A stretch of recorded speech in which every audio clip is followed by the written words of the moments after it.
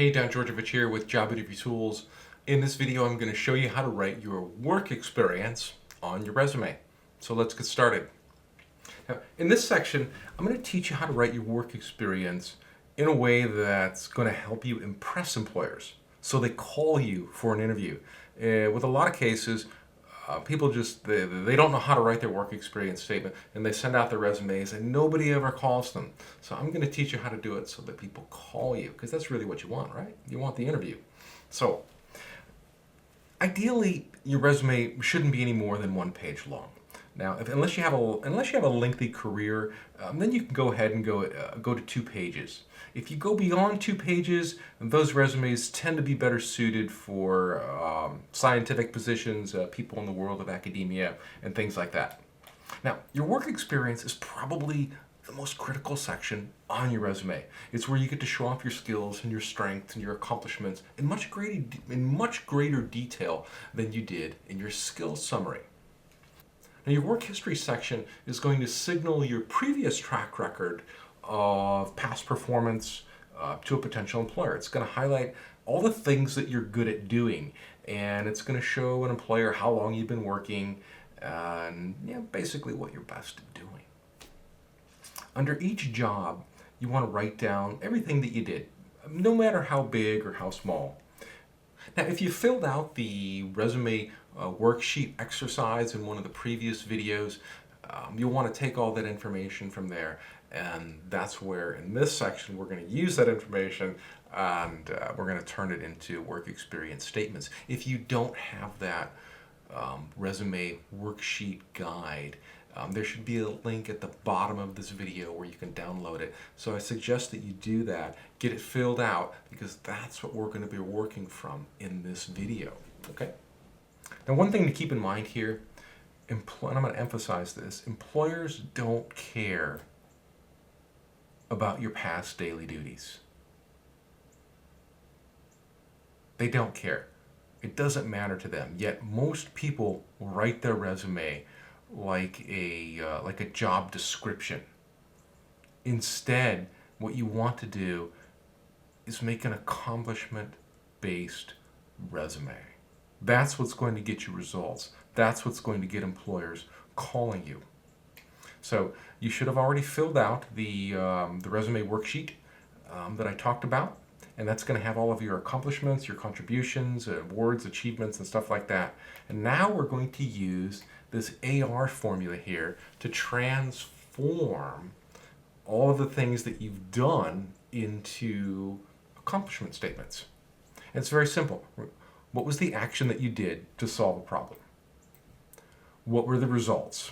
Was it a number that was achieved? Was it a dollar figure? Was it a milestone? It doesn't really matter. And then how did the company benefit from the results of your actions? So it's a very simple formula, yet very powerful. So let's walk through it and see how it works.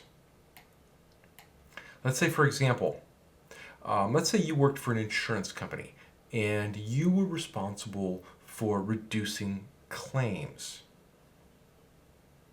Instead of saying responsible for claims management accountability, what you want to do is start your accomplishment off with a good action verb like reduced. Then tell them specifically what you reduced. Not just claims, but customer claims. Then tell them the benefit of your actions, which is how much you reduce the claims, which is 21%.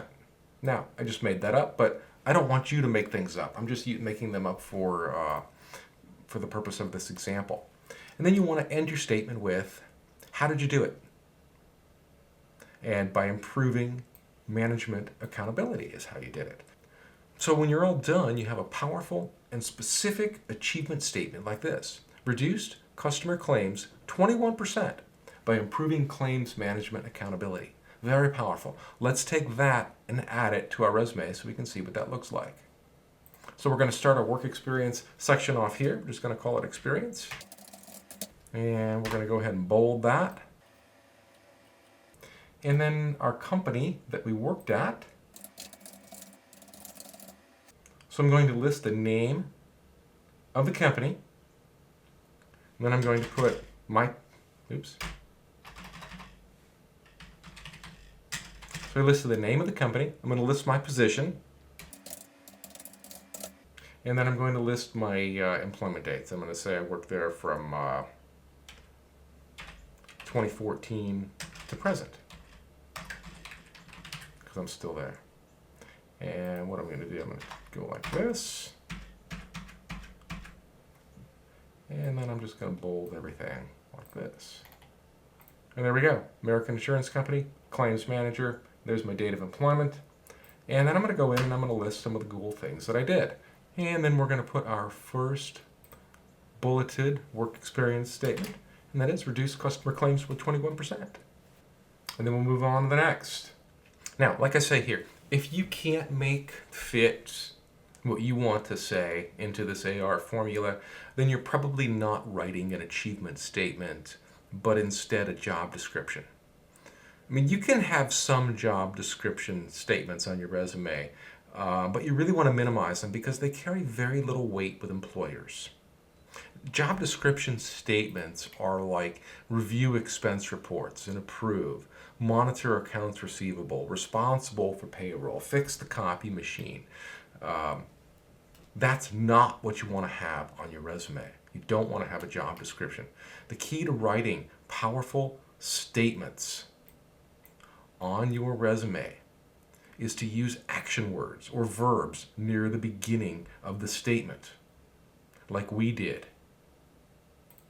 We used reduced, very powerful.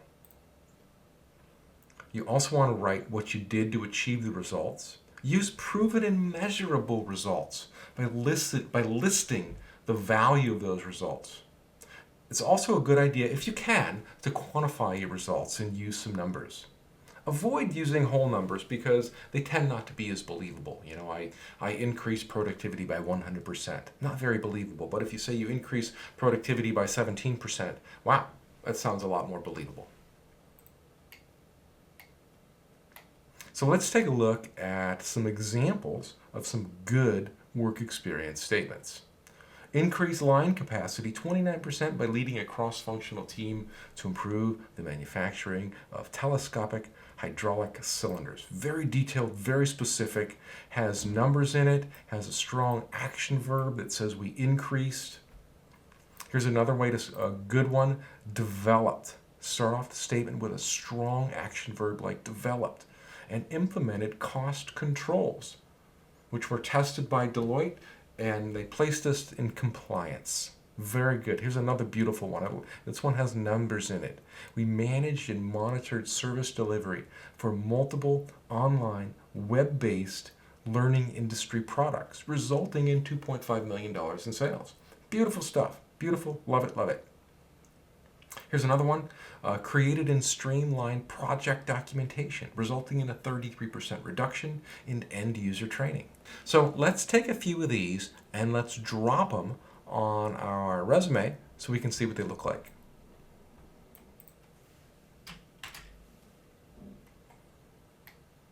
And there we go. Under the American Insurance Company as a claims manager, we have 5 different bullets. That's probably the least I would want to have with my most recent job. I would go no more than 10. Between 5 and 10 is a good number. And then we'd start off with our next company that we worked at. And let's say our previous company was, let's just go with Geico. And let's say we were just an agent. And we worked there from 2010 to 2014. We'll bold all these, and I like to stick my dates just off to the side like that. We might want to say we might want to say claims agent. Claims agent there, that looks nicer. Now, optionally, you can put where the company was located. So like American Insurance Company, we could say Cleveland, Ohio. That's where I live.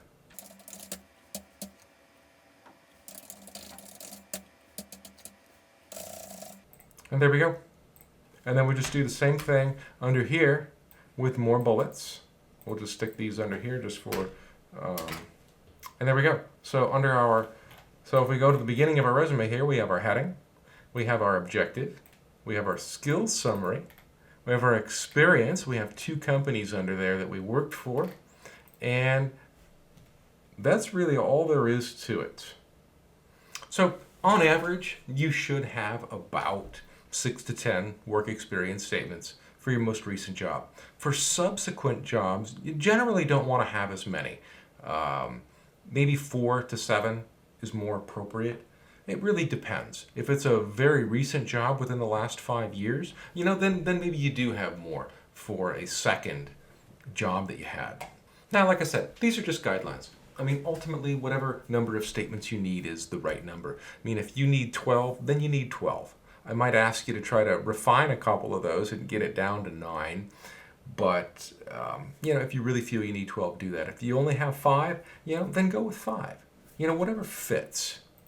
But I urge you to avoid putting down statements that demonstrate skills that are not relevant to the job you're applying. That's one of the biggest resume killers people have, is they've got skills that aren't relevant to the job they're applying to. I mean, maybe, just for example, maybe you were a banker and you worked in finance and you did consumer loans, and now you're applying for a job as a salesman in a manufacturing industry.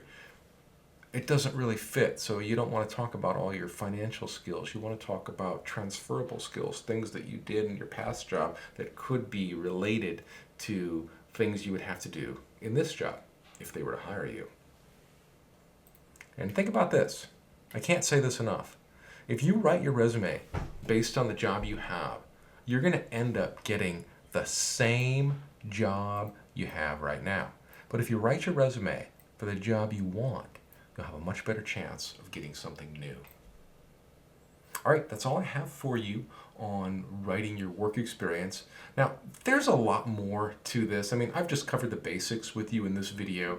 In the Resume Masterpiece, I go into a lot more detail. I mean, I've got a 90-page book that details all the different ins and outs of writing your work experience. But what I've given you here today should be sufficient to get you through the resume writing process in the shortest amount of time. So in the next video, we're going to talk about writing your education section. So I'll see you there. Bye now.